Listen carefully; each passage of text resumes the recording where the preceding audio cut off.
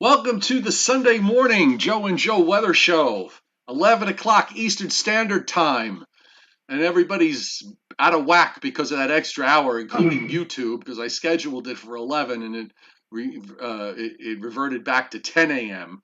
So I guess I should have scheduled it for noon, and it would have the right time for 11. So if you've been here for an extra hour, well, what can I tell you? But at least if you're involved in the chat on the chat board, which is open to everybody with your Gmail account, just go on and talk and ask questions. Joe Rayo monitors the chat board.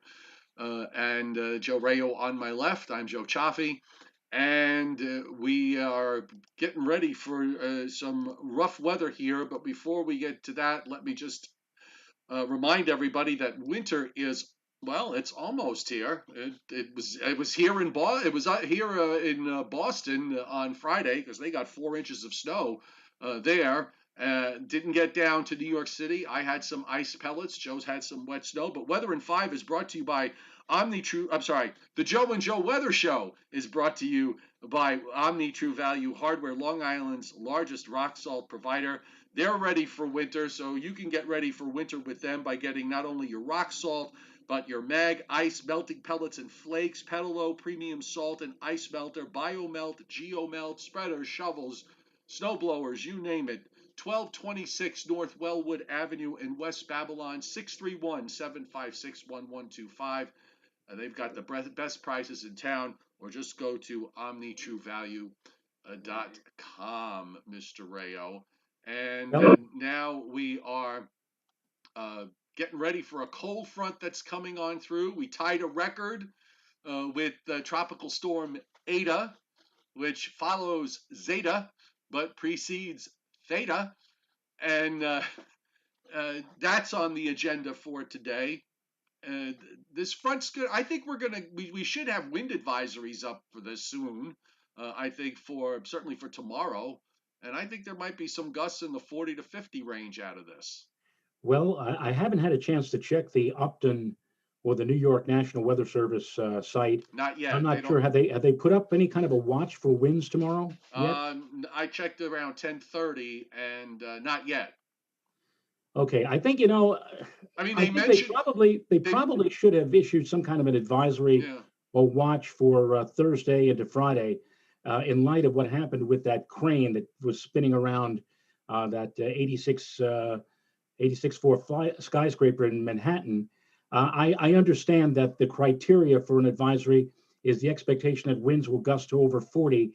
The highest wind gust during that time span was at JFK, 39 miles per hour, but still, sometimes you should, even if it's going to fall just below criteria levels, you should really go ahead and issue an advisory, at least in my humble opinion. Well, they in their hazardous weather outlook, they talk about winds tomorrow of 40 to 55. So I guess it's just a timing issue on their part that they're going to put one up if that's what they're putting in their hazardous outlook. So it's going to go up. It might even be a high wind warning. It's sort of borderline for that too. But we'll see what the afternoon folks. I guess maybe they're just waiting for this evening, thinking that the worst of it'll be tomorrow. But there might be a brief period when that front comes through where we could see some strong gusts too. So, and they do mention that as well. And my question is, how many people read the hazardous weather outlook except for me? You see, the thing that you should take into account, which makes Manhattan in particular different or unique as opposed to all the other outer boroughs or immediate suburbs, the thing that makes Manhattan unique is that they have lots of tall buildings, even more so now than they did 20 and 30 and 40 years ago. And that wind will funnel down or up the streets and create what you remember, Joe, in physics class, the Venturi effect. And the Venturi effect actually deals more with fluids than air pressure, but it still works the same for air pressure. When you constrict the flow of air into a very narrow region with those tall buildings on all sides, that wind tends to increase in intensity. So you may be walking down a street in, let's say, Midtown Manhattan, and all of a sudden that gust comes along much stronger than what you would get from an anemometer at a higher altitude.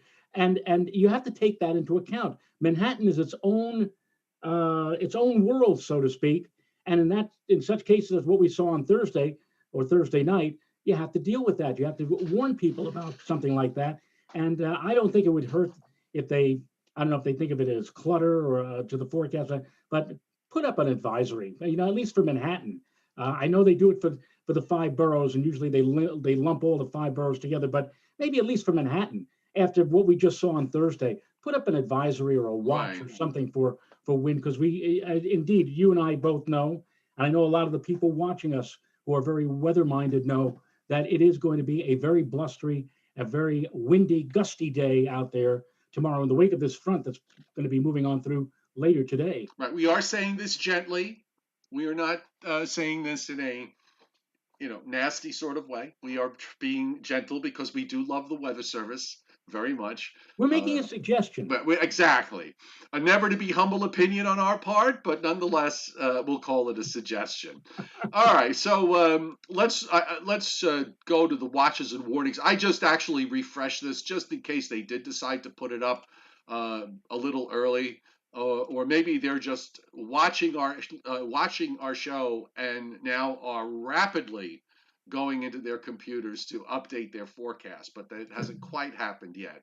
However, we do have there are some wind advisories up around the Great Lakes because this weather front's already passed them. Radiant's already fairly tight there.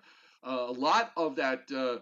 I guess that's a dark blue that you see Kentucky down into northern Georgia, northern Alabama, northern Mississippi. That's the cold air coming in behind it. And they've got freeze. I think those are freeze warnings that are up.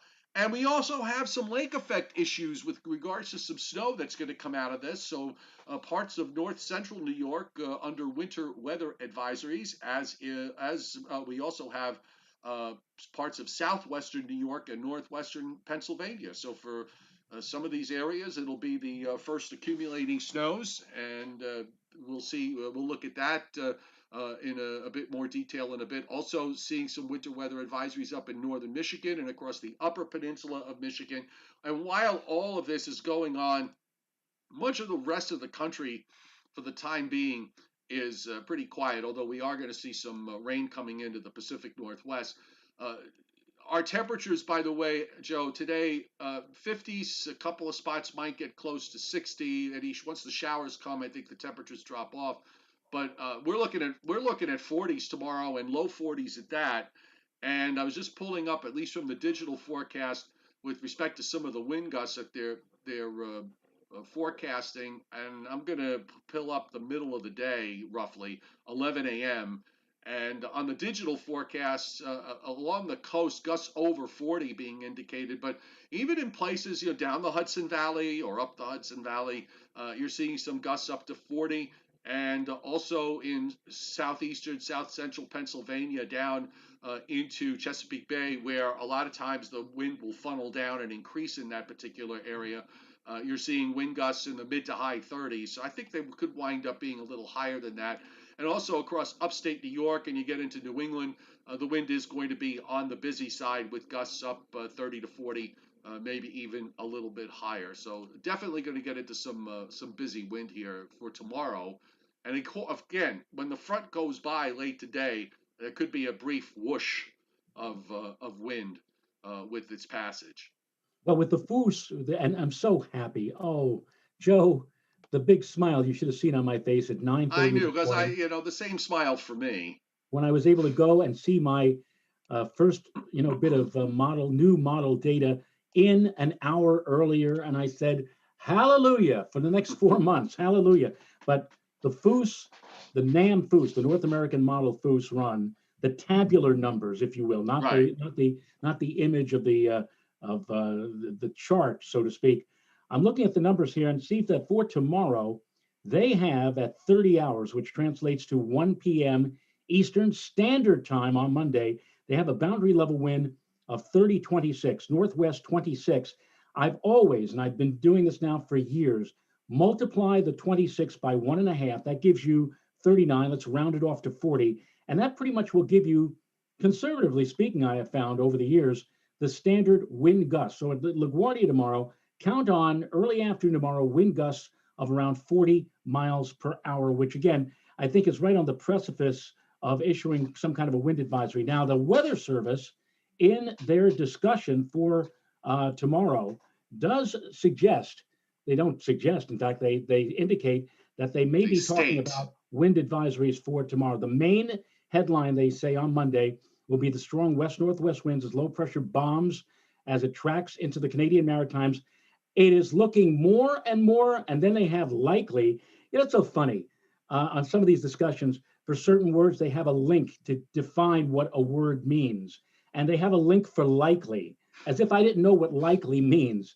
But looking more and more likely that wind advisory conditions of 20 to 35 sustained, gusting to 40 to 55 will develop during the day in a well-mixed and subsident wind profile with 45 to 50 knot winds at the top of mixed layer. In other words, they don't have one now, but it's looking more and more like either later today or tonight, they will issue some kind of a wind advisory Right. for at least the New York metropolitan area. That Foose number, was that for 7 a.m. or 1 p.m.? No, this is the 12Z run. No, I understand that, but the time frame you're looking at, that you pulled your 26 from? Oh, that's for again 1 o'clock tomorrow So it's afternoon. 1 p.m. Because I just want to explain to folks, when we look at those tabular numbers, they don't give you numbers for every waking minute of the day. They give it to you in 6-hour increments. So you're looking at 7 a.m., 1 p.m., 7 p.m., 1 a.m. So it's every those 6-hour increments. And for It 20, doesn't tell you what's going on in between, but you no. can sort of figure it out. Well, it's interesting that the Foose, the LaGuardia Foose runs on 3-hour increments, but the Moss, I should say, Right. the model output statistic run will give you 3-hour increments, such as 7 a.m., 10 a.m., 1 p.m. But the Foose runs on 6-hour intervals. And by the way, at 24 hours, which is at 7 a.m. tomorrow morning, 27.22 for the boundary level wind, which if you go by the Rayo methodology here, that would give you 33 rounded off to 35. So that means that winds could be gusting as high as 35 miles an hour right off the bat, first thing tomorrow morning, increasing to possibly 40 by 1 p.m. And then a noticeable diminution of the wind to 15 for the boundary level wind, which means more like 22. So a gradual rise to a peak around early afternoon, and then they probably would drop off or drop the wind advisory if they follow this method mid or late afternoon tomorrow. And I think right, and I think this is fair to say for most of our audience who are in the zone from eastern Pennsylvania to southern and southeastern New England, as far south as Maryland and northeast Virginia. And of course, we have folks watching from other parts of the country as well. But you could probably carry that gusty wind equation and forecast in the entire zone that I just mentioned. So everybody's going to participate in this. And by the way, as I said earlier, Joe Rayo is monitoring the chat board for any questions or comments. So if you do have any questions, by all means, put them up on the chat, and we'll make our best attempt to answer them. Got the maps back up, Joe. So we got the U.S. satellite loop at the moment. Clouds really got kind of rushed in here early, and they're thickening up, and the cold front is sweeping eastward. You can see the rotation up around the Great Lakes. There's a fairly well-defined storm system moving across southern Canada. Meanwhile, west of there, and you go out to the west, other than some high clouds, actually some high and middle clouds rotating around a little bit of an upper low off Baja California, some moisture coming northward from there. But otherwise, the weather, as we said, fairly quiet over the rest of the nation. The Canadian satellite, so if we take a look on how this, the angle from looking at it from north to south in Canada, this is a pretty strong system here that is moving through the lower lakes. And again, you see the rotation picking up this moisture that's gelling up along the mid-Atlantic states and on up into the Northeast. Meanwhile, I want to point out that what you see coming in off the Pacific into the west, this short wave is going to be dropping southward. So what we're going to be seeing this week is a change. The one in the east, this is the last one of the series for a little while, as the flow across the United States is going to flatten out and become more west to east. So once we get past Tuesday, we're going to start to warm things up. And it also looks like we're going to have an actual relatively calm weather week ahead. Radar going into midday. So if you're watching this later this afternoon or this evening on a replay, be sure to go to weather.gov to your local National Weather Service office to see the latest with regards to what's on the radar. But two separate areas, Joe. There's some showers in western New York and western Pennsylvania. There's some rain down and some showers down into North Carolina, South Carolina, kind of bulging up a bit now, Northeast Virginia, over Maryland, and just about approaching southern New Jersey, southern Pennsylvania. So this is what we're going to have to deal with, I think, as we go through the afternoon and into this evening. Yes, and I'm looking here at one of my favorite maps, and maybe one of yours too, Joe, the FGen, and it kind of shows that. Hold on, I'll bring it up. Hang on a second. Which model? Okay. And it kind of shows the. Which model, FGen? Well, I look at both of them, the 700 and 850. So you can of what model? Oh, on the GFS. Thank you. Okay. Sorry about that. No, that's all right. And see, the thing is, with this other thing about standard time is, now for the 11 o'clock Sunday morning Joe and Joe weather show, we actually have the new run of the GFS. It's still coming out, but we certainly have it out to 174 hours. So I'm going to bring up one of Joe's favorite maps, which is the FGen map for 850 millibars. So we're looking at the map that shows frontogenesis and advection, air moving from point A to point B, and the temperature profile at this level, which a lot of the time we look at, especially in the wintertime, to find Mr. Rain snow line. And Joe, looking at this, I got up the FGen for 1 o'clock Eastern time this afternoon. And it shows, you could see distinctly that the area of greatest energy, atmospheric energy, my presumption is that that's also where the cold front is. I've circled it, by the way. It's over west central New York State and central Pennsylvania. And look how quickly, first of all, the movement, the forward motion of this thing. You go 6 hours to 7 o'clock this evening, or 0Z, November 2, and you can see that area has already reached the boundary line between eastern New York and western New England, right down the Hudson River Valley. So that seems to suggest, Joe, that whatever we see in terms of precipitation this afternoon is probably going to come in potentially one big burst, let's say from 4 to 6 or from 5 to 7 this afternoon or early this evening, followed by, because of the rapid movement, followed by a very quick shutting off of the precip, and then a push of drier and clearer and progressively colder air behind it for later tonight into early tomorrow. What do you think, a rumble of thunder? I wouldn't say a rumble, maybe a grumble. Okay.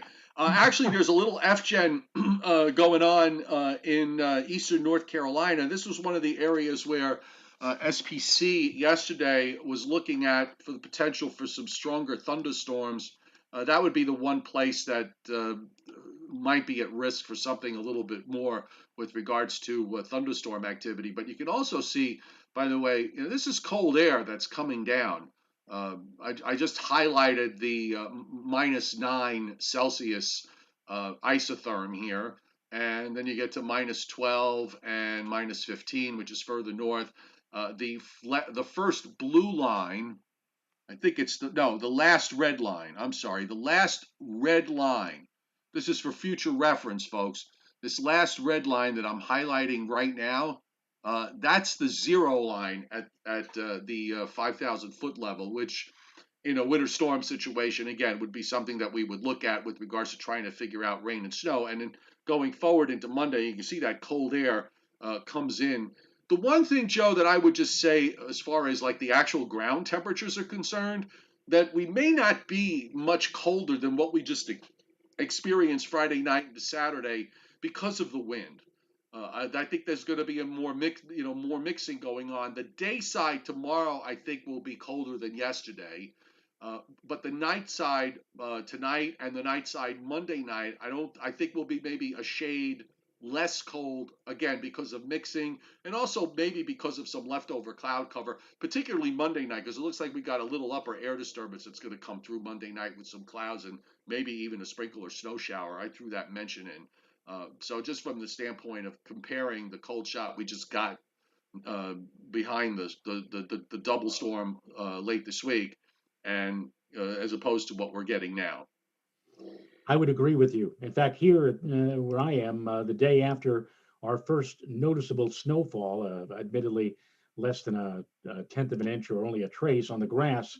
What we have yesterday morning was a good hard freeze. We had frost every which way, and there's one plant on the there's one plant on the side of our house, Joe. Tremendous leaves. I'm talking about leaves anywhere from 8 to 10 inches across. I don't know exactly what kind of plant it is, but the hard freeze that we had Friday night into early Saturday morning, virtually every one of those leaves fell, and I spent part of the afternoon yesterday having to rake all those leaves up. So we didn't have very much in the way of wind yesterday morning. So I agree with you. I think a bit of mixing will probably preclude. I think our low on Saturday morning was 28. I don't think we'll see quite as cold a temperature either tomorrow morning or election day morning, but still it's gonna be cold, and it's gonna feel all the colder because of those gusty winds tomorrow. Meanwhile, we do have already some lake effect action going on in the state of Michigan, both on the upper and lower peninsula. You can see the moisture coming in from off the lake on those strong northwest winds, and also looking at a few showers and a couple of thunderstorms over the Florida Panhandle and along the east coast of Florida between Melbourne and Palm Beach, seeing a couple of showers there. I'll just really quick, I'm going to bring up SPC just in case they did something. You get into a mode. I do when you get into the middle of the fall. I kind of stop looking at this on a day-to-day basis, and I have to sort of remind myself that every once in a while you do have to look. And in fact, SPC does have a slight risk of severe weather today for coastal North Carolina and a marginal risk just inland from there. And they actually nudged up the area of general thunderstorms, Joe, to eastern Virginia, northern Delaware, southeastern New Jersey, up to just south of Sandy Hook, touching eastern Long Island and southeastern New England. So they are they're showing what I think the models show, which is basically that the showers from the front really kind of rev up after the front goes by for the most part here, but it does it on its final approach for eastern North Carolina. Here's a surface map from 8 a.m., 7 a.m. this morning. The new 15Z map could be out at any moment. That's another thing why I like the standard time. We're not looking at maps that are 3 hours old when it comes to the surface map because of the off time. But not in yet. But you can see the gradient starting to tighten from the southwest in western New York, western Pennsylvania, down into the central Appalachians, and then it tightens up even more on the other side of the front. I'm seeing some sustained winds in the 20 range. I can't really see the gusts on this particular map. I'll take a look at it from this view. Let's see if I can move this map along, and hopefully the numbers will plot. Let's take a look and see what's going on in the lakes. All right, so While you're doing that, Joe, the chairman Scott Briller on the chat board. Mount Washington summit winds tomorrow 90 to 110 with gusts to 130 and blowing snow. Bring it on. Yeah. I don't know. Chuck, somebody, no, not Chuck Cardillo. Somebody asks, Scott, would you like to spend? Yeah, it was Chuck Cardillo. Scott, wouldn't you like to spend a winter in Mount Washington? I would love it. Chuck, I'm not quite sure if you would love it. No, you wouldn't love it. I actually spoke to an observer. Now, this goes back in the mid 70s, a gentleman by the name of Al Oxton. He was one of the observers in Mount Washington. The house, the Weather Observatory house, is actually held down by chains on the summit of Mount Washington. That's reassuring. And he says that there were times when you get an exceptionally strong wind, it can get frightening. And I don't feel like getting frightened. So while it might be interesting to be up there, let's say tomorrow with 110 mile per hour winds, I don't think I'd like to be subjected to that on a regular basis from now until the spring. Al mentioned that's the only time, that you go there and you're up there for like 5 or 6 months before you get a chance to be relieved, so to speak. So I don't think so. I would not like to have that opportunity to be up there on Mount Washington through a winter season. Somebody mentioned the other day, I think it was off the Thursday video on the comments in on YouTube. Which, if you're watching this on a replay later on, you of course feel free to leave comments on the video. And he liked the fact that, because I did a little map plotting back in the day when we used to do this by hand. When you want to find out, well, you want to look at your observations here and try to figure out where the cold front is. Look at where the wind shifts are from the south winds. We've got mostly southerly winds here in New York State and in Pennsylvania. But you go into Erie, Pennsylvania, for example, has a west wind at 20, sustained gusting to 38. That's what we see there in red. And at the top of the observation, you see where the pressure is.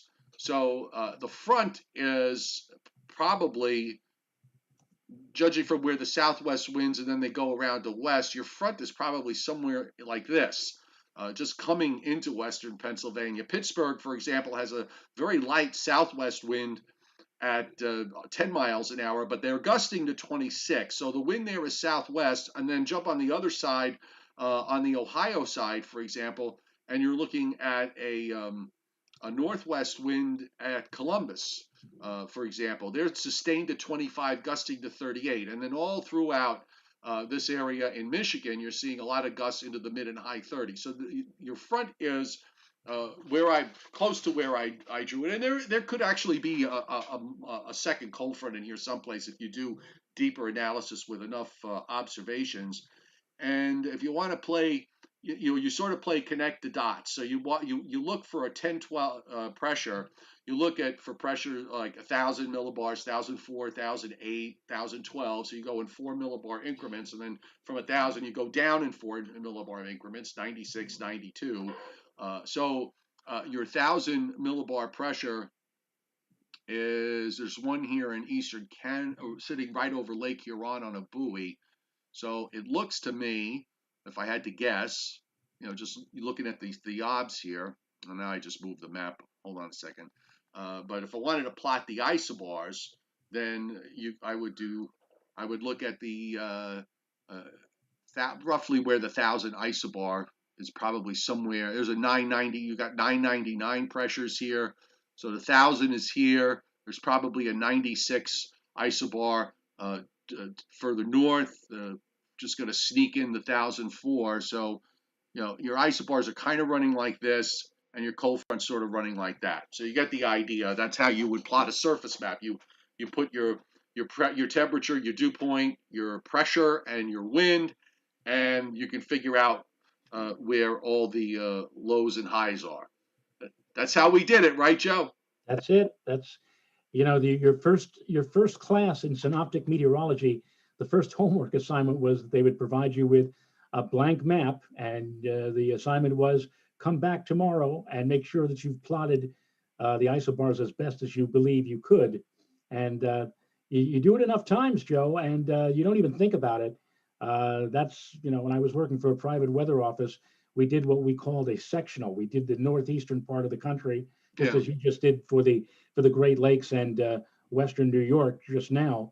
And that's how you do it. Of course, now technology deems it that you don't have to do that stuff anymore because it all comes out for you. But somehow or other, I think when we did it on our own, when we did these plots on our own, we had a bit of a better feel for the overall weather as opposed to what we have today. What a forecaster or somebody. Oh, I totally agree. I totally agree. That is 100. I'm 100% in agreement with you on that. And you'd get excited too when you'd see during an impending big storm. Let's say you'd see a note from Elizabeth City, North Carolina. Pressure falling rapidly. A pressure falling rapidly, or something along the lines of indication that things were really beginning to rev up. Oh my God, take a look. And the old 904 grouping, which was snow cover. Right. 90401. You say, oh, they got their first inch. Or sometimes you'd see 5/7/12. They got 5 inches in this last hour, 7 inches in 3 hours, and there's 12 inches on the ground. It's not like that anymore. No, it really isn't. There's sort of a bit of an amazement or wonderment with the models and the stuff that we have at our fingertips now. But back in the day, you really got excited when you saw numbers coming out or words coming out like that. The map that I just drew versus the one that you see from WPC, the one from WPC is from 7 o'clock. So what I just drew was off the 11 o'clock observation. So you can see how much it's changed in the last 4 hours with the front moving, for example, from northwest Ohio into northwestern Pennsylvania. So it's covered a fair distance here of, if I had to guess, what is that, about 150, 180 miles or so. And then, of course, your surface low from where they had it plotted has now moved. Again, I would have had to, kind of draw in all the isobars. I did it really quick and roughly, but you get the idea, folks. Everything is moving along.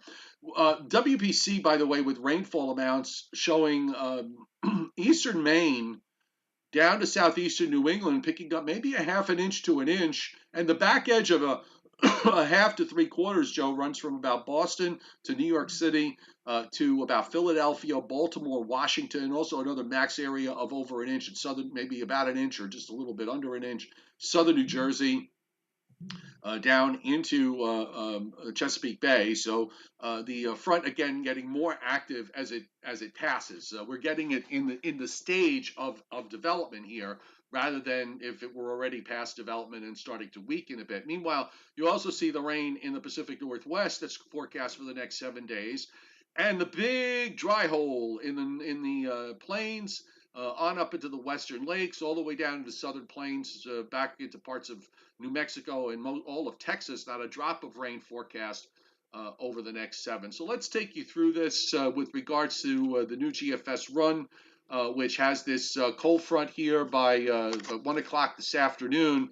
The front's getting close. It looks like it's just about there. Looks like there's a lead line, maybe a lead a trough of some kind, and that gels up all this heavier precip that you see here on the GFS's picture of the radar, and then it really gets going once it goes to the east, and you can see how much more precip New England gets.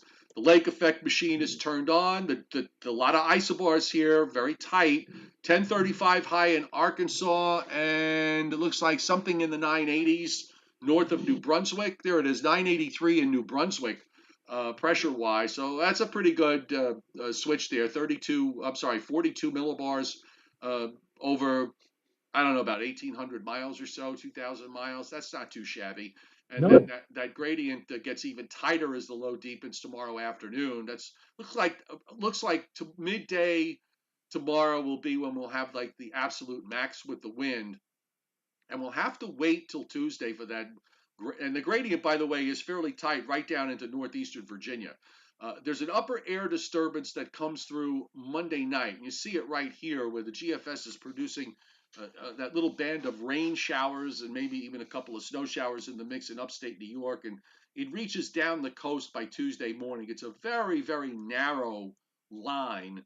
But once this goes out, this is the upper trough moving through. And once this goes out, we are going to see the gradient relax, high pressure builds in, finally the wind drops off, and then after that, Mr. Rayo, with a high offshore, and I think, I'm hoping, I'm a little distressed to see the high going out as far north as it is, because I'm really hoping that we will not get into another one of these long-term marine layer issues. I'm thinking we won't. Maybe we'll get to a point where we'll have some clouds along in coastal areas nighttime and early morning hours. You can't really help that this time of year. But for the most part, the wind is not going to be strictly off the ocean. So I'm thinking the weather should be pretty good most of the time from Wednesday, Thursday, Friday, Saturday, and into next weekend.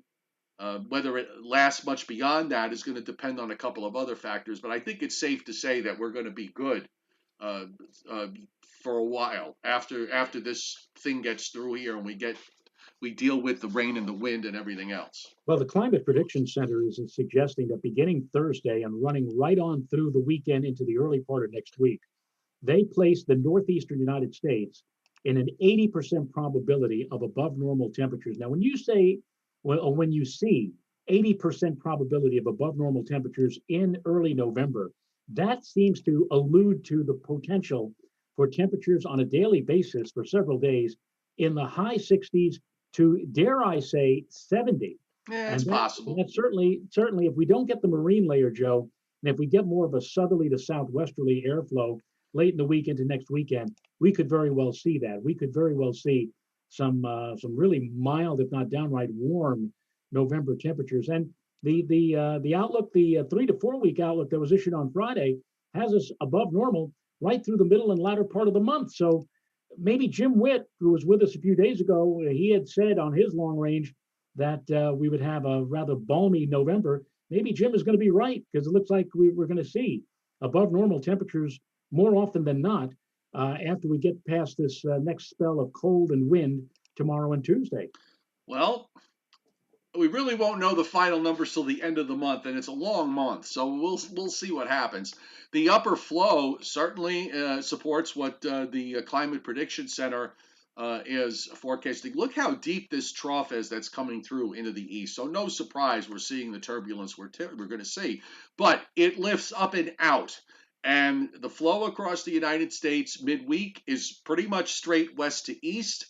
And that's how it stays. And in fact, going into next weekend, we actually have a fairly strong upper high that builds over Virginia and centered over Virginia and Pennsylvania. We also have some action that we're going to get to when we do the tropics, but you can see out in the Gulf states, there's some kind of upper low that forms in the northeastern Gulf of Mexico, and that's going to have some impact on what's going on down in the Caribbean with Tropical Storm Eta. But again, we'll wait for that in a moment. But in the meantime, look at how deep the trough is in the west, and then this is what happens, folks. You get a ridge on one side, you're going to get a trough on the other side, and that ridge in the east holds on. Eventually, the trough in the west does try to come eastward, but you still have into the middle part of next week anyway, an upper high that is sitting off the east coast right here, southwest flow just to the west of the coast, and then another rather deep trough dropping into the western part of the U.S. So that would certainly argue for the fact that if you want wintertime weather or late fall weather, if you want to put it in those terms, it's going to be out in the west, and early fall weather, or just warm weather, pretty much in the east. Again, marine layer, you have to look to see if that's going to be an issue. And also, we got to take a look at what's happening in the tropics, because that always can complicate things. I think when we were looking a week or more before, when we had Tropical Storm Zeta, we watched that come and go on the models, and I think you're going to see a lot of different things with regards to Eta. I wish they'd have done it differently. I wish they theta, eta, zeta. Well, now you're taking a swing at the ancient Greeks, Joe. No, I'm But okay with the ancient. One of my favorite Monty Python bits is when the Philosopher's Soccer Tournament, which I always enjoyed, where you had the Greek philosophers against the modern philosophers. But that's a Monty Python story. But meanwhile, looking at the surface again. Not much happening here in the east after what we go through short term.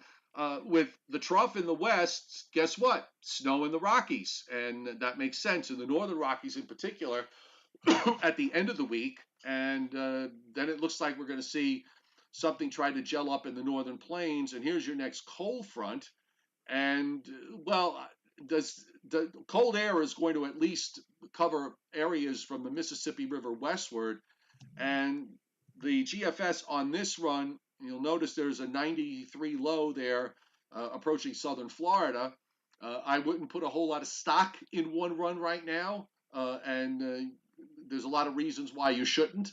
And again, we may have to wait till the middle of the following week, not the week that's coming up starting to tomorrow, but the one that begins on Monday, November 9th, because this is Veterans Day, when we have the next chance, well, the 10th into the 11th, with the next chance of any kind of shower activity. So at least quiet here for now beyond Tuesday. In regard to your question or your comment about naming hurricanes, some of you may be familiar with Marilyn Voss Savant, who has a column each week in Parade magazine. And back last August 23rd, somebody asked, why are tropical storms and hurricanes given names? And she writes, Marilyn wrote back, I think giving human names to tropical storms and hurricanes is silly, but a good alternative isn't obvious. Using the military alphabet, Alpha, Bravo, Charlie, Delta, They did that. They tried that. doesn't sound much Done. better. Been done. Neither does the familiar Greek alphabet, Alpha, Beta, Gamma, Delta, Epsilon, Zeta, Eta, Theta. He said, so maybe readers can find an improvement.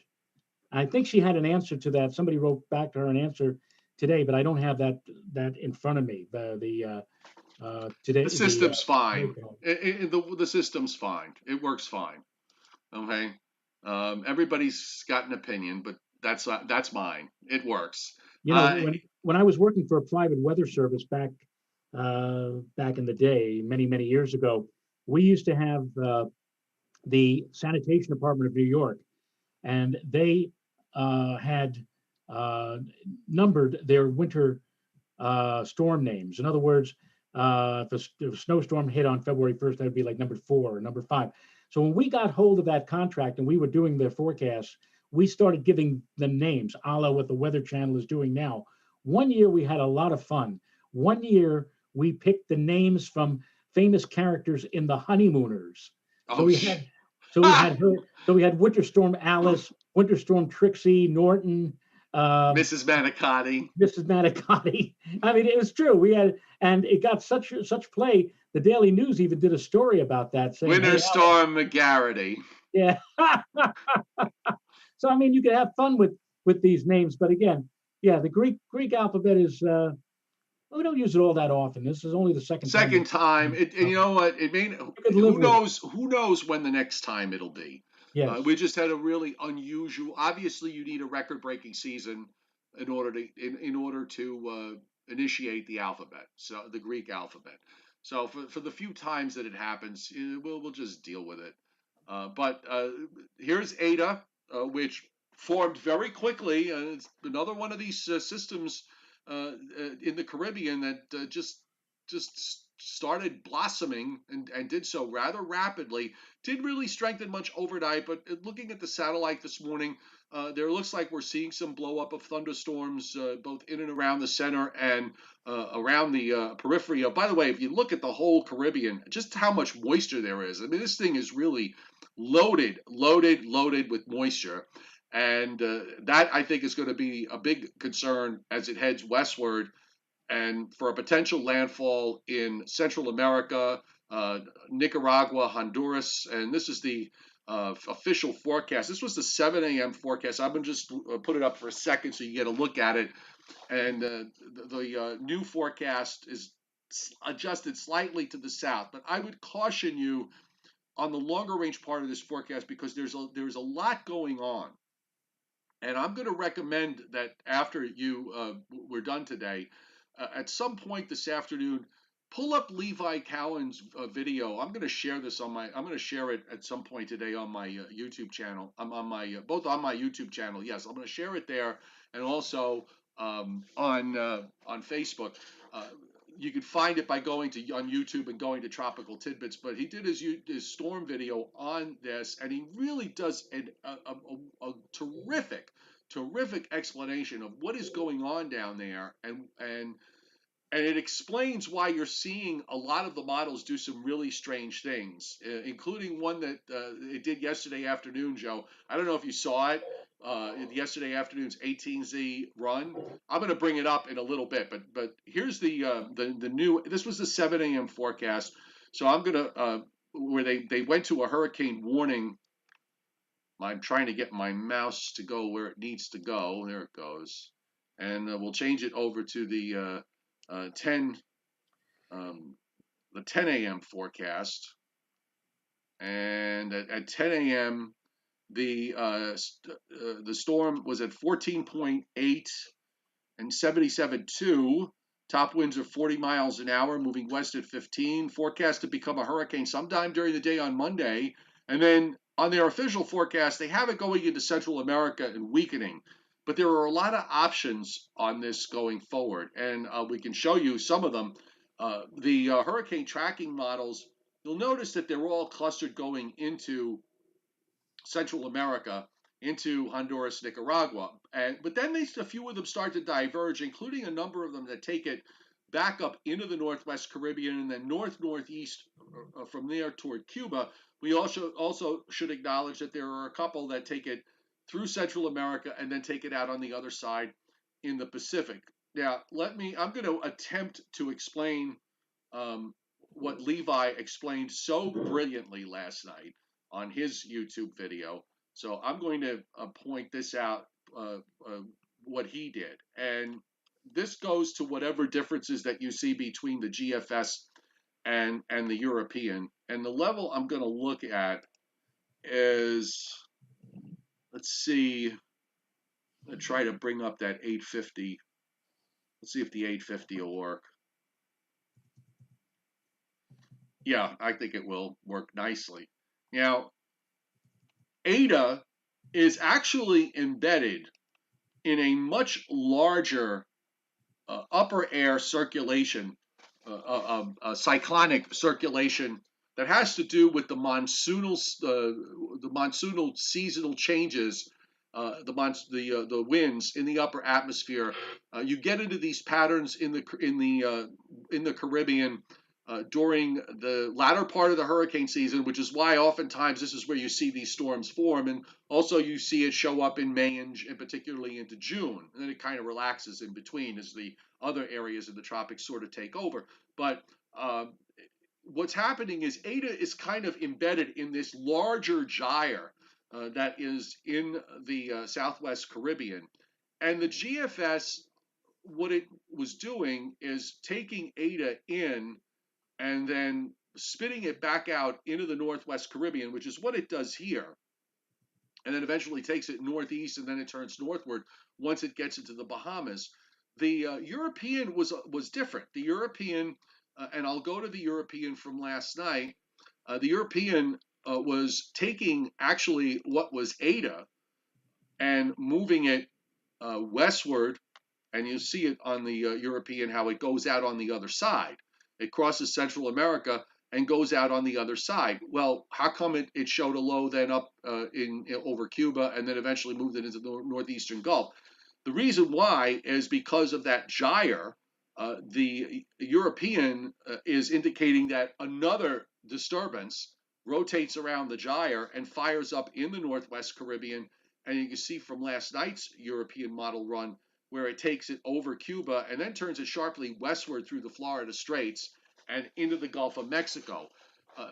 Because of the broad nature of the gyre, Joe, I think we're going to continue to see these sort of weird solutions, but nothing,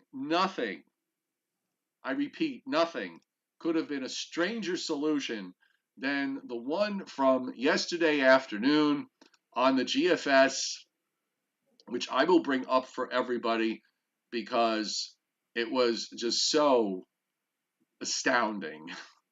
Let's get the right region up. I'm still seeing 0Z, so this is you'll get it shortly. I'm maneuvering maps, but I will because you're on a bit of a delay. But here we go. So I'm going to take this up. And we've got, of course, what it shows is a hurricane in the Florida Straits that goes off the Florida East Coast, runs northeast. By late next week, it's well off the southeast coast of 954, okay, which it takes straight east. And then along the longitude of about 67 or so, 66, actually takes it just north of Bermuda as a 951. Now, at this time, if you look at how the precip profile on this, it actually looks like a post-tropical cyclone because it's interacting with this massive trough that's dropping down into the eastern part of the United States. Joe, it moves it from there north and northwest to where we have a 9. Where is it? It gets it to 923 millibars at 39 and 65. It has snow. This is my Category 5, 2020 Category 5 post-tropical cyclone run. This was it. This is it, Joe. It's got a 923 low at like 39 and 65, dark blue snow all through New England, back to about New York City, a gradient so tight it will lift your foundation, the house off its foundation, and it brings it up to about 40 degrees north and just sits it there. It just rotates it around and around. This was my 2020 lists. What's the next thing that's going to happen on the list? And I've been saying, what have I been saying? A Category 5 hurricane that becomes post-tropical and produces a big snowstorm in the interior Northeast. Well, I got it at least on the fantasy run. But we've had other runs that have shown this trying to move up the coast, either right along the coast or just inland of the coast as a major post-tropical cyclone. Look, and now, of course, we've seen the model sort of back away from that, and they're doing other things. The reason is because you're seeing this. It's the complex nature of what's going on in the Caribbean, and you know what? Until that gets resolved, each long range model run is going to do what it's going to do, and you shouldn't put a whole lot of stock into whatever fantasy trip that it takes you on. And I'm sure Mr. Rayo will agree with me on what I just said. No, I think that we're going to have a nearly stationary 9. No, of course you do. 40. Yeah. Yeah, of course. Of course it's going to happen. Why wouldn't it? Scott Brillo in the chat board calls it a snowicane. Right, like Hurricane Ginny. When was that? You were talking about that the other day. What is that? Right, that was 1963. 63. Okay, and that was up in Maine mostly. That got clobbered by that right. with the big snows. Okay, well we're back up full screen. So we're going to do a little bit of Briller Jeopardy, and that's always fun and exciting. And of course, given that we really didn't do a show on Friday, nor did we do a show yesterday on Halloween, there is a bit of a Halloween theme to Briller Jeopardy today, Mr. Rayo. Yes. And these are questions that I don't know the answers to ahead of time. So the category today is going to be Alfred Hitchcock. Now I'm a huge Alfred Hitchcock fan. I have seen every single one of Alfred Hitchcock's movies, including the stuff that he did when he was an up-and-coming director in Great Britain and wasn't taken seriously. So he got on a plane and came to the United States and pretty much stayed in Hollywood for his entire career and honed his directing craft. But the questions are, which was... By the way, before we get into the questions, and I know you were out. Yes. Literally and figuratively at 9:30 last evening, so you did not see this. Anyone who watched Saturday Night Live, they did a takeoff last night on Saturday Night Live on the birds. Oh, did they? If you have a chance, Joe, I got to take a look. Maybe it's on YouTube now, whatever. Take a look at it. I was like rolling on the floor. Tell me this: was Mrs. Bundy in it? No, Mrs. Bundy. Oh, how could you not have Mrs. Bundy? They had, what it was they said, here are 4 different options that Hitchcock had to him for a particular scene in The Birds. It was the scene where she's trapped in the phone booth with seagulls banging every which way. And it was just a very funny skit. And if you get a chance on YouTube, if they have somebody put it on already, watch it, because it was very, very good. Well, since this is about Hitchcock, and since Saturday Night Live did not pay homage to Mrs. Bundy, here she is in one of the crucial scenes of The Birds with Tippi Hedren in the middle on the telephone with just absolutely flawless hair. And I don't remember the name of the actor who's the bartender that is on the right, but that is our Mrs. Bundy on the left. She was an ornithologist or a bird expert. And what was the number she quoted that when they said, let's wipe them all out off the face of the earth? The drunk said that. Was it like 3? Why don't we get rifles? We'll wipe them all off. 3 billion birds or something? He said, because there are 144,316 species, which consist of... Yes, exactly. I mean, Mr. Spock couldn't have done better than to roll all these facts and figures. Well, she symbolized... She actually... I did this. Ruthless Goat knows, as he's one of the regulars on our board, and he does Ruthless reviews. on the internet, and he we got into a conversation online about Hitchcock because we're trying to understand the meanings of the there's this really psychological meaning behind the birds and a moral meaning behind the birds. And you can get really crazy with the symbolism and everything else. But I was trying to figure out Mrs. Bundy, and one of the things that I noticed in this particular scene is that she represents science and order, and later on in the scene, after the birds attacked and they come inside and everybody's kind of huddled in the back, everybody that was in the restaurant is huddled in the back. Uh, Everyone was facing front. Mrs. Bundy was facing the opposite direction with a look of complete sadness on her face, and I think that Hitchcock was trying to tell us that um, it was a failure of the order of of nature, of civilization, and a bunch of other things. But Or it why could was just, or it could just be that her cigarette went out and she didn't have any matches to light another one. So I Well, mean, why it was could it be. that it was only the lovebirds? The lovebirds didn't do anything throughout the entire movie. All the other birds, went radically different or went against mankind. Yeah, But the lovebirds, they just sat there on their perch in the cage, yeah. smile. You could really, if you want to get, if you're into getting into deep meanings behind a lot of these movies, you can really go crazy and have long conversations. But it's a lot of fun. All right, so what was the only Alfred Hitchcock movie? By the way, Alfred Hitchcock never won an Oscar for Best Director. He was nominated 5 times, got a Lifetime Achievement Award. But it's amazing considering the movies that he did. It's just so well known that he didn't win an Oscar for one of them. However, he did collect an Oscar for Best Picture.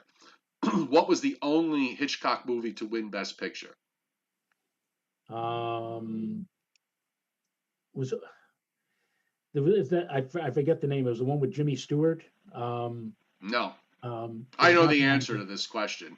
Okay, And the answer is Rebecca. Rebecca. Rebecca in Really? 1942 with Sir Laurence Olivier and Joan Fontaine and Judith Anderson, who plays Mrs. Danvers, and she just, in my opinion, she stole the movie. But it's yeah, 19, I think it's 1940. I'm going to say 42. Rebecca. That's the Okay. only Hitchcock. That's the Hitchcock movie that won Best Picture because he was also listed as a producer in that picture. Right. And the movie didn't end the way he would have liked it to end. Let's put it that way. Okay. Um, Accounting for inflation, what was Hitchcock's biggest box office hit? I wouldn't even be able to guess. I would suppose it's one of his later films. So one of the films he did in the '60s. Although no, Yeah. no, accounting for inflation, it would have to be one of his earliest ones. If you Uh, adjust for inflation, yeah, that's a yeah. tough one.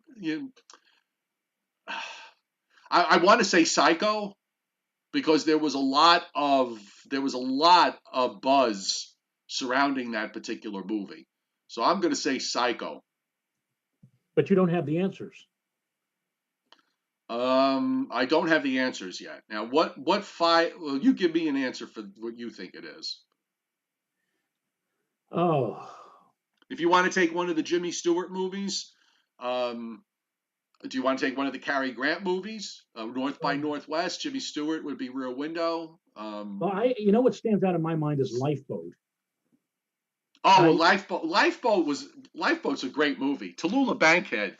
There's a story about Tallulah Bankhead in that movie, by the way. Tallulah Bankhead. All the actors complained strongly because Ms. Bankhead. Now, for those of you who are not familiar with Tallulah Bankhead, because you're not old enough like me, Tallulah and Bankhead, I me. guess, would be considered. She was the ultimate party girl. So I think she's probably would say she's a cross between Paris Hilton or how Paris Hilton was when she was in the news. Uh, and just think of anybody today that just lives a wild life. Tallulah it would pale in comparison to Tallulah Bankhead. And the cast, and there's a great cast in that movie, by the way. You know who I remember in that movie? William Bendix. William Bendix. Yes, William Bendix. I think of him as Riley from The Life of Yes. Riley, but he was in great. that, He's great in Lifeboat. he plays Gus. Lifeboat. The premise of Lifeboat is it's all the whole movie's shot of them in the lifeboat. A ship is sunk by the Germans during World War II. They're stuck on a lifeboat. They wind up saving what turns out to be a German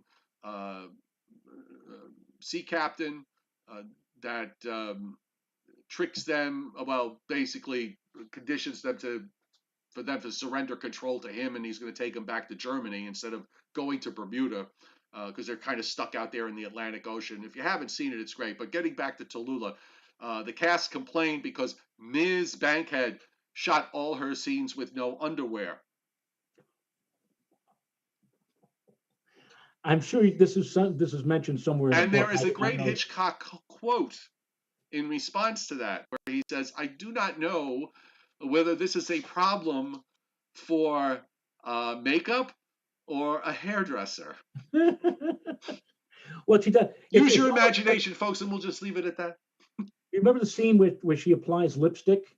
Yes. And it's almost like her way of protection or whatever, her personal life preserver. But the one thing about Lifeboat, and those of you who are not aware with the Hitchcock appeared in a cameo in every single movie. In every movie, somewhere there's Alfred Hitchcock for a few seconds. Right. And you say to yourself, so how is it possible that he could appear in Lifeboat, but there's a newspaper in the boat, and as they're thumbing through the paper, there's a picture of like a news article or whatever, and there's a picture of Alfred Hitchcock in the newspaper. Right, for a diet ad.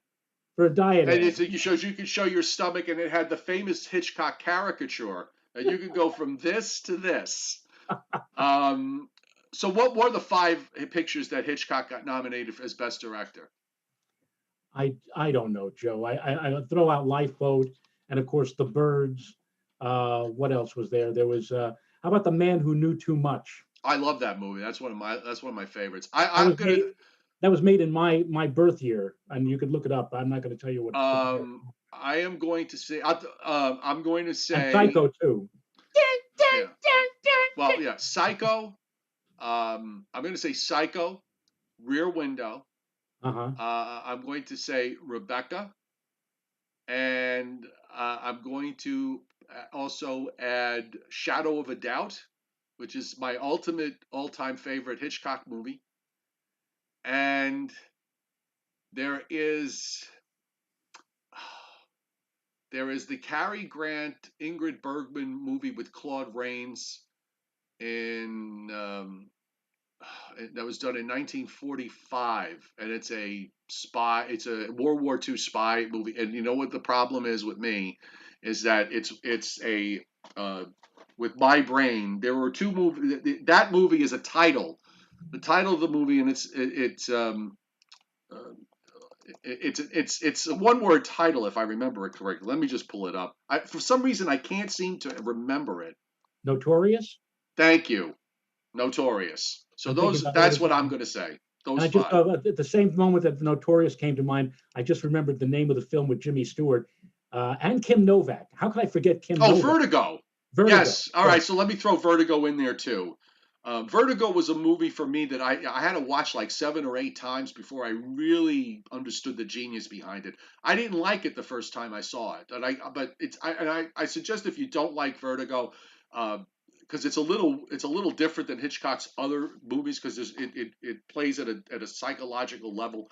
I would suggest that you watch that movie again at least 3 or 4 times because it takes a while for that. There's so much going on in there. It takes a long time for it to really sink in. Price is Right rules on this one. So how many films did he make in a cameo in? I don't remember the total number of movies he made, but I think they were 30 of them. So I'll just say 30 to pick a number.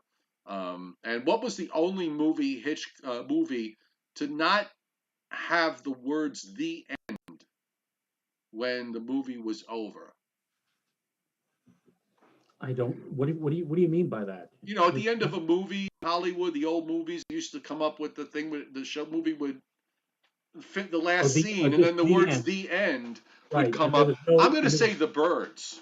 I don't remember seeing the words "the end" in the Birds.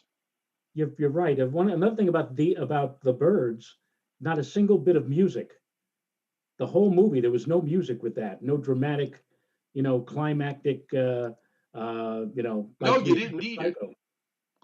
You didn't need it. And what always struck me about And in Hitchcock, fact, I think you're probably right with the birds not having the end because if I remember correctly, also they just simply panned back and all you heard was yes. birds like that kind of thing, but there was no the end to that. The other thing that I always found remarkable about the Birds is the fact that I'm sorry, all of Hitchcock's color movies, and I gotta believe that this had to do with the lighting that he used because uh, the colors in his movies were just they jumped out at you. If you look at other color movies of the time, the colors of the clothes, the scenery, the shots of people's faces, the colors just jumped out at you on the screen, unlike some of the other movies. I think that has to do with um, uh, how things, how we shot it with the lighting. Okay, so So we're the trying to figure out. answers are, well, the first one was Rebecca. Okay, Okay, so the answer to question two was uh, the biggest box office adjusted for inflation. So you were right with your instinct. Rear Window, one of the Jimmy Stewart movies. right.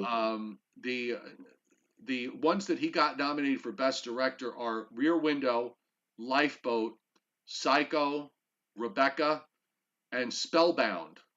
Spellbound. Spellbound, Okay, which is that's a Gregory Peck Ingrid Bergman combo in that one. So I got 3 out of the 5. And the last one, number 4, in terms of the number of movies where he made appearances, I 39. would say you said 30, It's 39. 39. I said 30. Oh, I remember how that's many. how It many was made 30 it? something. 39. Wow. 39. And finally, the end was the Birds. So I Right. didn't think we did badly with that particular um, Thriller Jeopardy And today. by the way, Tallulah Bankhead was more famous on radio than television. She had a show on the NBC radio network in the Yes. 50s called The Big Show. Mm-hmm. And that truly was the big show of the week. You had to tune in. That was the equivalent of, let's say, the Carol Burnett show in terms of variety show on radio. And that was a major radio experience or event. So it's quite unlike, let's say, the Jack Benny show or Fred Allen, where they had a half an hour where they had an ensemble each week and you knew what they were going to do. The Big Show really was a big show, Yeah. music and comedy and whatever. And you never knew each week what big star would appear on the Big Show. She had there were a number of quotes that are attributed to her, which really kind of describe her personality, and they're great quotes. She described herself as "I'm pure as the driven slush." And she also one of her famous quotes was they used to say that when they filmed Shirley, when they the cameraman used to film Shirley Temple to make her look older, they would use gauze. They would put gauze in front of the camera. She said, "With me, they use linoleum." and she also said that about diaries. She said that only good girls keep diaries. The bad girls don't have time. Yeah. And she said that if I had to do it all, if I had to make, if I had to, if I had to live my life all over again, I would make the same mistakes only sooner. So it just kind of shows you. And when she appeared on the Lucy Desi Comedy Hour, I think she was the only one out of all the people who appeared on that show that Desi Arnaz had to lay the law down because she was Oh, never she was on always, she time. was late, she was drunk. I cannot possibly work before 10 in the morning. I must be done before 4:30. Actually, 10 in the morning for her. Uh, um, and there's an I Love Lucy early on where she mimics Tallulah. And Right. she says, I woke up at the crack of noon, bathed till, Yeah. horrible day, bathed till 1, lunch till 2, turned down scripts till 3. That's, And she attributed that in an interview. I remember reading somewhere where she said, "Well, Desi does have a temper, but it's yes. because he thinks he's getting fat. It worries him." But she used to, I remember, she would come to rehearsal every day stoned out of her mind. Yes. She also, you should say that my dad, well, I'm not going to say that quote. If you want to see Tallulah's quotes, just Google them because there's some real beauties in there. Yeah. So anyway, we're coming up on 10 minutes after 12 on this Sunday. We Well, we're ran. making up for the hour that we gained last night. Yeah, so you see, folks, it's not always weather on the Joe and Joe Weather Show. We talk about all sorts of things sometimes. So it was nice going on to this Alfred Hitchcock tangent today. I actually enjoyed it very much because he is. I'd rather sit down and watch an Alfred Hitchcock movie that I've seen a dozen times than see some newly produced schlock that I really don't want to you know waste that much time out of my life to take a look at. That's my never to be humble opinion.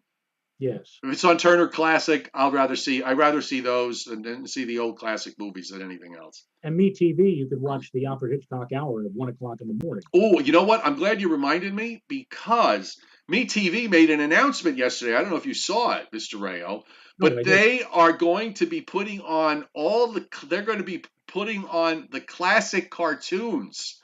Looney Tunes, Wow. the Popeye Fleischer cartoons, Oh, good Tom and Lord. Jerry, and a couple of others. They are going to be putting them on Me TV. And my only question is, without getting too much into this, Joe, because we're running out of time, my only question is, are we going to see the cartoons in their original format, or are we I'd going to love to see see? that. I would love to see that. So I read that last night, and I thought of you immediately, and I said, you know what, I got to remember to mention it to him on Oh, the show. oh, to be able to see, let's say, that Daffy Duck where he gets dressed up in a devil's outfit and pours All uranium right. 238 and nitroglycerin and puts a Well, match to his mouth and blows him. I'm thinking that they will because MeTV demographics on MeTV is basically 50 and over. So I doubt anybody under the age of 50, unless they're a real Or TV buff, or is watching it. The Fleischer cartoon where Bluto drops a safe on Popeye and Popeye manages to come out through the safe. And as he opens it up, he says it should happen to Hitler. Yes, exactly. All right, so let's leave it at that, folks. And once again, a tribute to our dear Mrs. Bundy, as she is in that crucial scene in The Birds. And there you go. So I'm trying to find. There's one other thing I wanted to get to, and there it is. So we'll just also say one more mention to our sponsor here, the Joe and Joe Weather Show, brought to you by Omni True Value Hardware, Long Island's largest rock salt provider and provider of all your winter storm needs, whatever they happen to be, whether it's salt or new shovels, spreaders, snow blowers, and so much more. And you can contact them at 631-756-1125, 1226 North Wellwood Avenue, West Babylon, New York, or the website omnitruevalue.com. They have the best prices in town. And Joe Rayo, they are ready for winter. So And by the just way, you're the heir to Pat Summerall. Remember, Pat Summerall was the announcer on radio for many years for True Value Hardware. oh, And that's right. Yes, I forgot about that. so you are now the new Pat Summerall, Joe. All And right. incidentally, Mrs. Bundy was played by Ethel Woods, who later her stage name was Ethel Griffiths. Yes. She was born in 1878, She passed away in 1975. She was an English actress of stage, screen, and television, but she is best known to modern audiences as the ornithologist Mrs. Bundy in Alfred Hitchcock's The Bird. So she was 97 when she died, which means she was 85 in that scene. Yes. Amazing, isn't it? Amazing. Ethel Griffiths, we bow to you. Exactly. All right, Mr. Rayo, have a great rest of your Sunday. We'll keep our eyes out to the sky to see what the cold front brings us. That'll be coming through shortly. Folks, have a great day. We'll be back tomorrow night at our usual time, 7 o'clock Eastern Standard Time, 7 o'clock. So see you tomorrow. Good night. Good night.